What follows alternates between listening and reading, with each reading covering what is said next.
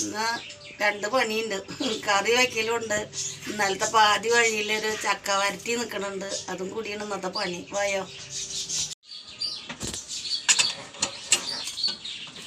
പടവലങ്ങയും പരിപ്പും വയ്ക്കണ. അപ്പോൾ പടവലങ്ങ മുളകും മഞ്ഞളൊക്കെ ഇട്ടിട്ട് വേവിച്ചു. പച്ചമുളക് വേപ്പിൻ്റെ ഇലയൊക്കെ ഇട്ടിട്ട് വേവിച്ചു. പരിപ്പ് വേവിച്ചിട്ടുണ്ട്.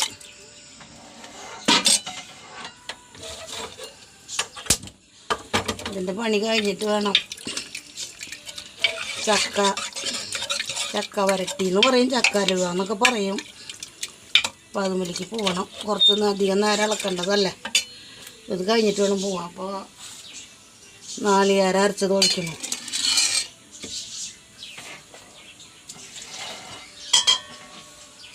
പോരാത്ത വെള്ളം ജാറ് കഴുകി ഒഴിക്കണം. അത് തിളയ്ക്കട്ടെ. കാച്ചിട്ട് വേണം ചക്ക ഇളക്കാൻ പോവാം. കറിയൊക്കെ തിളച്ചു. ഞാൻ അപ്പുറത്ത് കടുക് പൊട്ടിക്കാനുള്ള എണ്ണ വെച്ചിട്ട്, എണ്ണ ചൂടായി. കടുക് ഇടണം.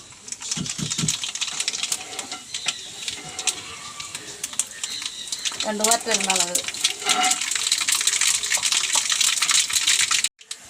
രണ്ട് വേപ്പിൻ്റെ ഇല,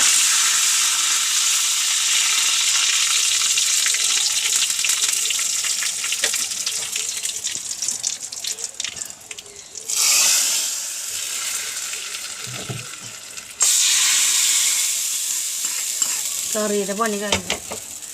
കറി വെച്ചിട്ട് വേണം ചക്ക ഇളക്കാൻ പോവാന്ന് വെച്ചിട്ട് വേഗം ചെയ്തതാ.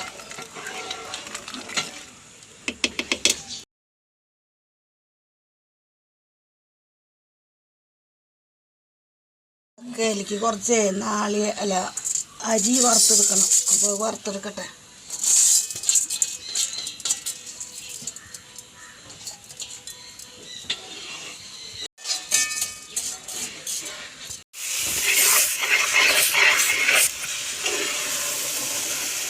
ചക്ക ചുള പറിച്ച് കുരുവൊക്കെ നീക്കി വൃത്തിയാക്കി മിക്സിയുടെ ജാറിലടിച്ചു.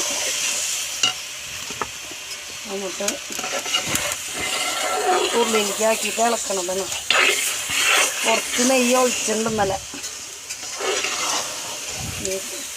അരി മൊരിയുമ്പോഴേക്കും അരിയെ വറുത്ത് ശരിയാകുമ്പോഴേക്കും ഇത് ഇളക്കട്ടെ.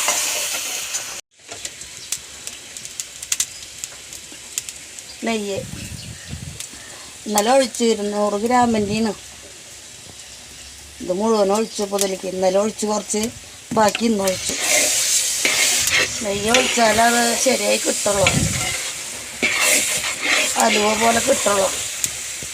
പിന്നെ ശർക്കര നീര് ഞാൻ ഇന്നലെ ഒഴിച്ചു. ഇത് ശരിയാവാൻ കുറേ നേരം കൂടി ഇളക്കണം.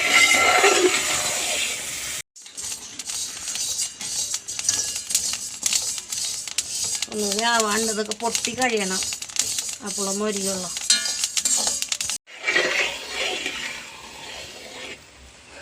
ആയിട്ടില്ല.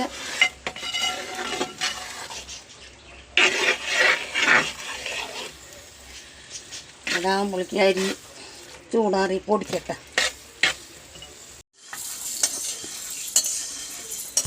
പൊടിച്ചെടുത്തു. കുറച്ചുകൂടി കഴിഞ്ഞിട്ട് വേണം അതിലിടാൻ. പൊടിച്ചെടുത്തു. ഇതായി. അതിൽ അണ്ടിപ്പരിപ്പ് മുന്തിരി വറുത്ത് കൊടുക്കണം.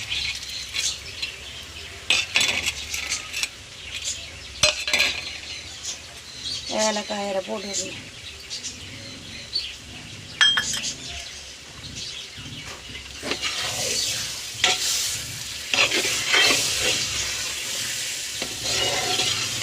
നമ്മൾ അരി വറുത്ത് പൊടിച്ചില്ല, അത് ഇടുന്നു.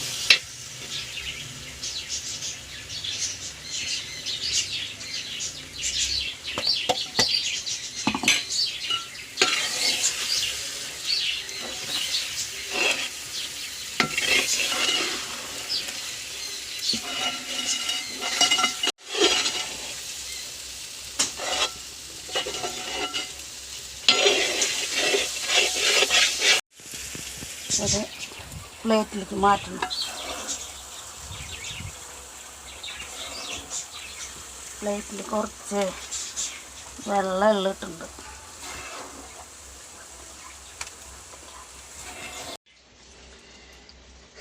നമ്മുടെ അലുവ ഇവിടെ റെഡിയായി, ചക്ക അലുവ. അപ്പം ഇന്ന് കറി വയ്ക്കലും ചക്ക വരട്ടലും ഇന്നത്തെ അത്രയൊക്കെ ഉള്ള. അപ്പോൾ ലൈക്ക് ചെയ്യുക, ഷെയർ ചെയ്യുക, സബ്സ്ക്രൈബ് ചെയ്യുക. അടുത്ത വീഡിയോ നാളെ വരാം. ബായ്.